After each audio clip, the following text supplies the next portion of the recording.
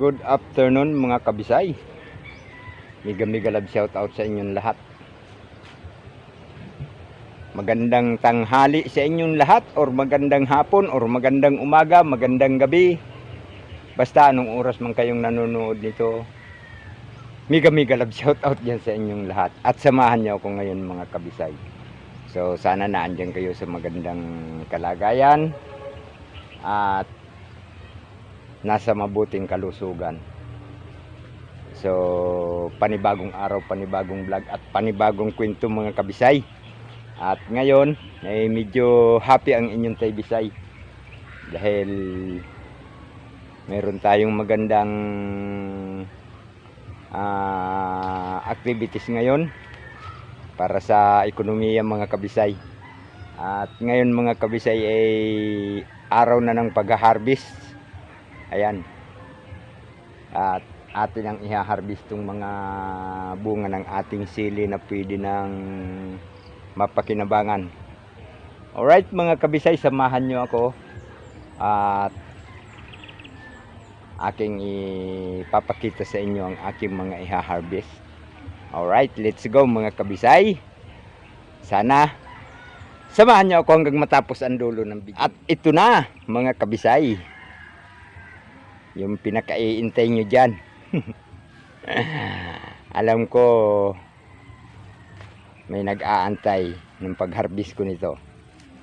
So nung una mga kabisay, hindi ko na ipakita ang pag-harvest ko dahil kukunti at ilang kilo lang eh. So ngayon siguro baka medyo marami-rami na to dahil ayan oh, kung makikita nyo maraming nakabitin. Ayun, tulad doon. Ito nga lang, wala pang makukuha dyan dahil mga bago ito, mga huli ito mga kabisay. Ayan o, mga sangayan na inilipat ko at yun ang aking sinubukan kong mabubuhay. Ay nabuhay naman, kaya nga laang hindi sila nakahabol sa laki nitong mga main nila kasi siyempre mababa sila eh, hindi katulad ng mga to mataas na ay sila ay na iibabawan. So mali yung ginawa ko eh, inilinya ko pa kasi mga kabisay eh. Alright, let's go mga kabisay at tayo ay mamitas. At yun na nga mga kabisay, dito tayo magsimula sa mga huli kong itinanim. May makukuha ng bunga, pwede na silang bawasan dahil medyo magulang na yung kanilang mga bunga eh. So umpisahan natin mga kabisay at atin ang gamitan ng lalagyan. Ayan, meron ng isa. Ayan, meron na rin makukuha mga kabisay sa mga huling tinanim ko. At nakakuha ako ng 3. So dito ay 1, 2, 3, ayun 4 na piraso dito sa mga unang sa mga huling tanim. At dito marami na rin tumbunga pero meron na rin, may makukuha na rin. So iilan pa nga lang mga kabisay, hindi pa siya tantong marami ang bunga dahil kulang pa ang kanyang sanga.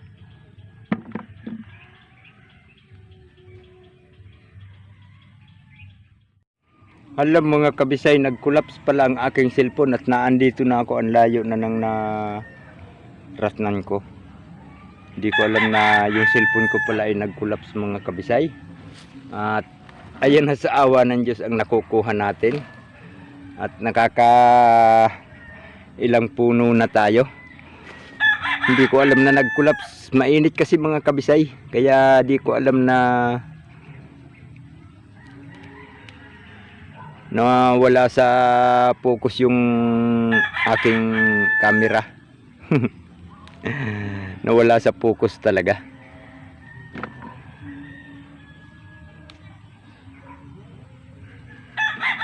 Ayan, at dito wala tayong makukuha sa 3 puno mga kabisay. Dahil huli itong itinanim at medyo talilong sila ng papaya.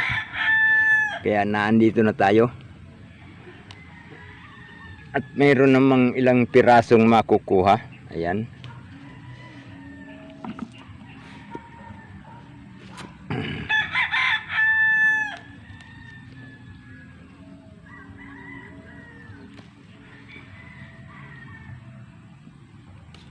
Mayroong malalaki na pero hindi pa pwedeng kunin tulad nito.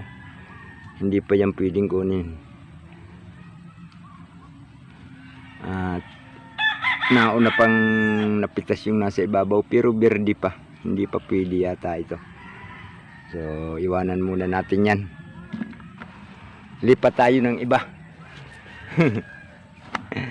Dito naman tayo. Ayun, mayroon ng isang natusok. Itong mga kabisay ay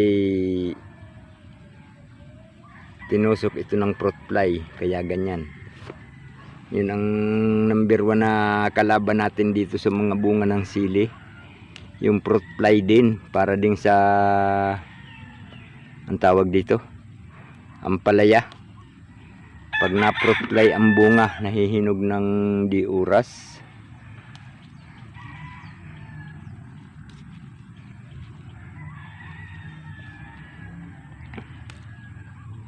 Ayan. At nagkabit-kabit na ito dito mga kabisay, at ang iba ay na ano na. Ayan. So, tagilid na tong isang puno na to sa dami ng kanyang bunga. So, abang-abang lang muna mga kabisay, at para makapokus tayo ng pamimitas. So yun mga kabisay, at nakatapos na tayo ng isang tudling.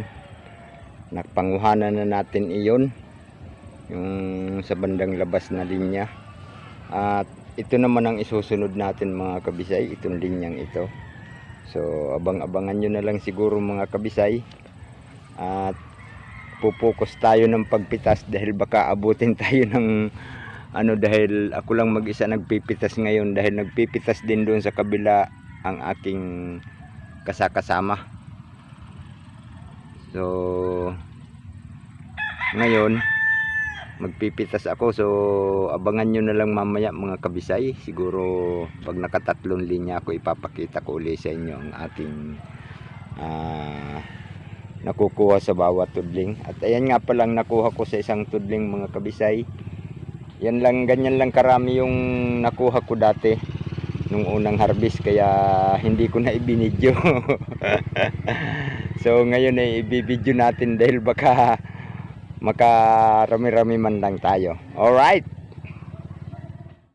so yun mga kabisay, at ako'y natatawa.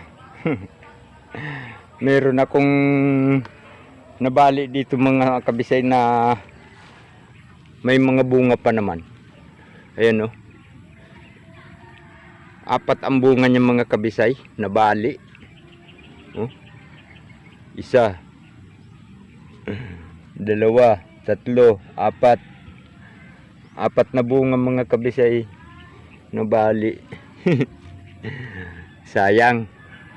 So ayan mga kabisay, at ayan oh, nakakadalawang linya pa lang tayo. Malapit nang mapuno ang aking balde. Alright. At ngayon ay medyo masaya akong mag-video nito kasi marami.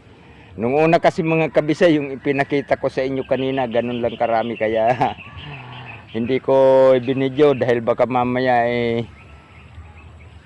alam na this, lalo na si Tita Limos, ay baka mamaya dakutin ay walang matira. Tita Limos talaga. Ayun, mega love shout out sa inyo lahat dyan. Alright, so yun mga kabisay, at nakatapos na tayo. At sa awa ng Diyos, ayun, nakapuno rin tayo mga kabisay. Lumiit lang yung aking balde mga kabisay. Oh, ayan, ito lang mga kabisay ang kuha ko. Kawawa naman. Hindi mga kabisay. Ayun, iniwanan ko doon yung timba mga kabisay kasi medyo mabigat ng bitbitin. Kaya humanap ako ng ibang lalagyan dahil sa awa ng Diyos ay sumubra sa isang timba yung ating napitas ngayon. So, thanks God. At meron tayong matatanggap na biyaya. Ayan mga kabisay, medyo mabigat kasi ito ngayon. At napuno. At sana naman sa susunod mas higit na mapuno. Sabagay ngayon higit na puno na rin naman dahil meron tayong maliit na balding na lagyan. Ayan o. Diba? So, pagtabihin natin sila. Ayan, lagay natin dyan. Tapos ilagay din natin to. O, diba? Nakadalawang balde ako. Yun. At abang-abangan nyo na lang mamaya mga kabisay ang ating magiging resulta. At i-update ko rin kayo. Alright? Ayan, at ito na mga kabisay. Nadala ko na dito sa mayor. At ito ang kanila. Ayan. Dami. Yung sa akin mga kabisay ay nasa kalahati lang. Ayun. At 8 kilo lang yun mga kabisay. Pero kahit papano laking biyaya na rin yan para sa akin. Dahil kahit papano kumita na yung ating pinagpaguran. So nung una mga kabisay ay hindi ko ma-video yon dahil halos ganyan lang yung karami. Yan. Ngayon sa awa ng Diyos, ayan. Marami-rami na rin. Hindi lang isinama dito mga kabisay kasi mayroon pa akong idadagdag eh. Kaya ayan. Nakabukod muna dyan. Pero nasa 8 kilo na yan. Sana bukas madagdagan pa ng 2 o may 10 din ako, di ba? Alright. So yun mga kabisay at ginabi tayo. At medyo nagabihan tayo sa pamimitas dahil nakadalawang balik ako mga kabisay dahil nga dito ko dinala at medyo madilim na ang pabalik. Alright mga kabisay, thank you so much sa inyong lahat. Salamat sa inyong mga nag-stay dyan. Bye bye.